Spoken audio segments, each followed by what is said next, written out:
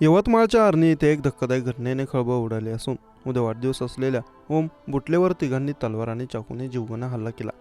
ओम बुटले वय वर्ष 23 राहणार आर्णी असा हल्ल्यात गंभीर जखमी झालेल्या तरुणाचं नाव।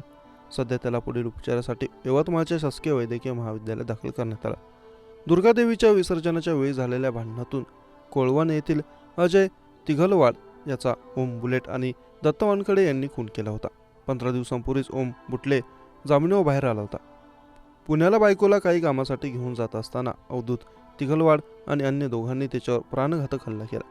या हल्ल्यात ओम बुटले हा गंभीर जखमी झाला। अवधूत तिघलवाड पोलिसांच्या ताब्यात असून आर्णीत अतिरिक्त पोलीस बंदोबस्त तैनात करण्यात आला होता। ओम बुटलेची प्रकृती चिंताजनक असल्याची माहिती आहे। धक्कादायक बाब म्हणजे मृत अजय तिघलवाड याच्या वडिलांचा देखील या हल्ल्यात हस्तक्षेप असल्याचं सांगण्यात येत आहे। दरम्यान जुन्या वादातून हल्ला केल्याची माहिती पोलिसांना दिली आहे। आर्णीत ओम बुटले या 23 वर्षीय तरुणावर अवधूत तिघलवाडसह अन्य दोघे अज्ञात व्यक्तींनी प्राणघातक हल्ला केल्याची माहिती समोर आली। या हल्ल्यात ओम गंभीर जखमी झाला होता आणि उपचार दरम्यान त्याचं निधन झालं।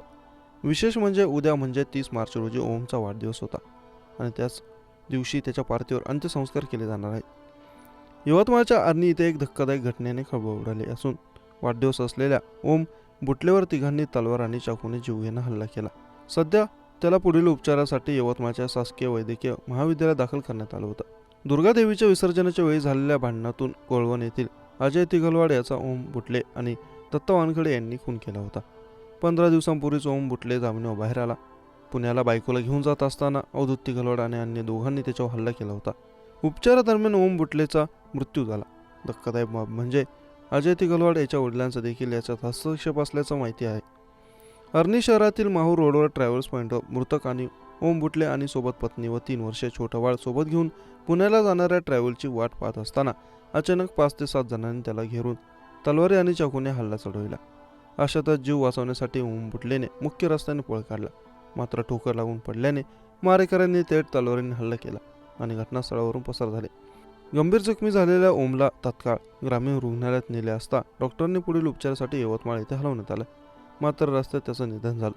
घटनेची माहिती पोलिसांना मिळताच पोलीस निरीक्षक सुनील नाईक व त्यांचे पथक घटनास्थळी दाखल झाले।